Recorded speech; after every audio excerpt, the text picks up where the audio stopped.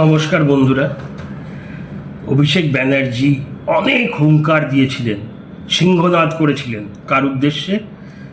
Chief election commissioner, নির্বাচন commissioner মুখ্য যিনি, জ্ঞানেশ কুমারের উদ্দেশ্যে। জ্ঞানেশ কুমার নামটা তো এখন পশ্চিমবাংলার সবাই জানে। ওনাকে ভ্যানিশ কুমার বলে বলে মুখ্যমন্ত্রী মমতা ব্যানার্জি এবং বাকি তৃণমূল বিখ্যাত করে দিয়েছেন। এত বিখ্যাত বোধহয় কোনো ইলেকশন কমিশনার হয়নি টিএন সেশনের পর। যাই হোক, তো উনি তো এলেন কলকাতায় গত রাতে, আর আজকে সকালে গেলেন কোথায়? একেবারে অভিষেক ব্যানার্জির পাশের পাড়ায় বা ওনার আগেকার পাড়ায়, যেখানে মুখ্যমন্ত্রী থাকেন, কালীঘাটের কালী মন্দিরে। তার খুব কাছেই থাকেন মুখ্যমন্ত্রী। দেখুন।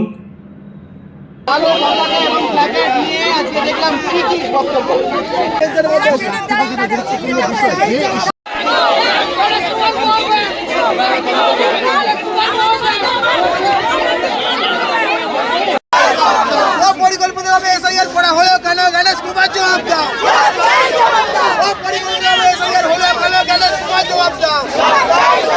জবাব তো ভাই দিতেই হবে, জবাব তো ভাই দিতেই হবে। क्या बोलेंगे आप? वेस्ट बंगाल के सभी भाई बहनों को मेरा नमस्कार। काली माँ सभी को भालो रखे। जय भारत, जय हिंद। सर क्या बताएंगे? দেখলেন তো কি হলো? কয়েকজন লোক তৈরি ছিল ব্যানার নিয়ে, আগে থেকে তৈরি ব্যানার প্ল্যাকার্ড নিয়ে, সেই গো ব্যাক, সার মানছি না ইত্যাদি ইত্যাদি, ঘিসা পিটা সেম ডায়ালগ স্লোগানবাজি, যেটা করার তৃণমূলের কর্মী সমর্থক, কুচো চিংড়ি মানে কুচো নেতা, আধা নেতা, এগুলো এরা সব দিলেন অনেক স্লোগান। তা এত হুঙ্কার অভিষেক ব্যানার্জি আজ অব্দি দিয়েছিলেন, ঘেরাও করে ফেলবো, লাখ লাখ লোক নিয়ে দিল্লি চলে যাব। কি হলো? ওনাকে তো একটু 5 মিনিট আটকানো গেল না, অবরোধও করতে পারলেন না। তার মানে বোধহয় যথেষ্ট ভয় পেয়েছেন, মানে ইলেকশন কমিশন এই মানে স্লোগানবাজিও দূর থেকে, কেন ইনি চাইলে অনেক অ্যাকশান নিতে পারেন, সবার উপরে ক্ষমতা রাখেন, সে পুলিশের ডিজি হোক, যে কোনো পার্টির নেতা নেত্রী হোক, ইনি ভারতের মুখ্য ইলেকশন কমিশনার। সবচেয়ে ভালো ব্যাপার হলো জ্ঞানেশ কুমার এক ফোঁটা পাত্তাও দেন। উনি হেসে মানে সারাক্ষণ গতকাল থেকেই খুশি দেখা যাচ্ছে। এই বিক্ষোভ, চেঁচামেচি, হাঙ্গামা তো কালকে থেকে এয়ারপোর্ট থেকে শুরু, ওনার নিউ টাউন হোটেল অবধি, মানে জায়গায় জায়গায় দাঁড়িয়েছিল তৃণমূল কর্মীরা। তার মধ্যে এক শ্রেণীর কর্মী বেশি ছিল, সে আমি বলছি না, বুঝে নিন। তো ওনাকে যখন ইন্টারভিউ করা হলো, উনি সবাইকে শুভকামনা জানালেন, বাংলার মানুষদের কালী মায়ের আশীর্বাদ সবার উপর থাকুক এই কামনা করলেন। তৃণমূল নিয়ে একটা কথাও বললেন না, মানে ধর্তব্যের মধ্যেই আনলেন না। তাহলেই মানে আগেই বোঝা যায় উনি মমতা ব্যানার্জিকে বসিয়ে রেখেছিলেন বাকি মানুষদের মতো যখন মিট করতে গেছিলেন। এটা আমার খুব ভালো লেগেছে যে কেউ মুখ্যমন্ত্রী বা প্রধানমন্ত্রী বা যে কোনো মন্ত্রী, কেন্দ্রীয় মন্ত্রী হলে বাকি সাধারণ মানুষদের সাইডে রেখে আগে গুরুত্ব দেওয়া হবে না। এই জিনিসটা আমার মানে সত্যি দারুণ লেগেছে এবং মমতা ব্যানার্জি যথেষ্ট রেগে গেছিলেন এই বিষয়ে। একবার অভিষেক ব্যানার্জি কি বলেছিলেন, ওনার হুঙ্কারগুলো শুনে নিন। तो जब कोई बोल रहा था वो रोकने टोकने लग गया। He started losing his temper. मेरे तरफ उंगली उठाने लग गया। फिर मैंने बोला you are nominated, I am elected. आपका उंगली नीचे करके बात करिए। हम लोग जो यहाँ पे बैठा हुआ है जनता का वोट से चुना हुआ है। बीजेपी के बदौलत खाली आपका एक नोटिफिकेशन का बेसिस पे मैं यहाँ पे नहीं आया हूँ। We are answerable to the people at large. You are answerable to your masters. Banerjee की तरफ से साफ तौर पर ये आरोप लगाए जा रहे हैं कि ज्ञानेश कुमार की तरफ से उनकी तरफ उंगली उठाई गई। ये दावे उनकी तरफ से किए जा रहे हैं। उनको लगता है गला उठा के बात करेगा और थोड़ा बहुत जोर से बोलेगा तो सब दम जाएगा। हम लोग जब बात करना शुरू किए, पहली बात तो जब कोई बोल रहा था वो रोकने टोकने लग गया. He started losing his temper. मेरे तरफ उंगली उठाने लग गया. फिर मैंने बोला you are nominated, I am elected. आपका उंगली नीचे करके बात करिए. हम लोग जो यहाँ पे बैठा हुआ है जनता का वोट से चुना हुआ है. बीजेपी के बदौलत खाली आपका एक नोटिफिकेशन का बेसिस पे मैं यहाँ पे नहीं आया हूँ. আগামী দিন আরো তীব্রতর হবে এবং দিল্লিতে গিয়ে পৌঁছাবে.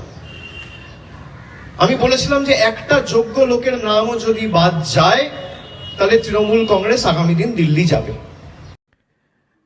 আমি এদেরকে ওয়ার্নিং দিয়ে যাব as a parliamentarian, as a representative of the people, মানুষের প্রতিনিধি হিসেবে, যে আজ নয় কাল সরকার কিন্তু বদলাবে. গণেশ বাবু, দেশ ছেড়ে পালাবেন না.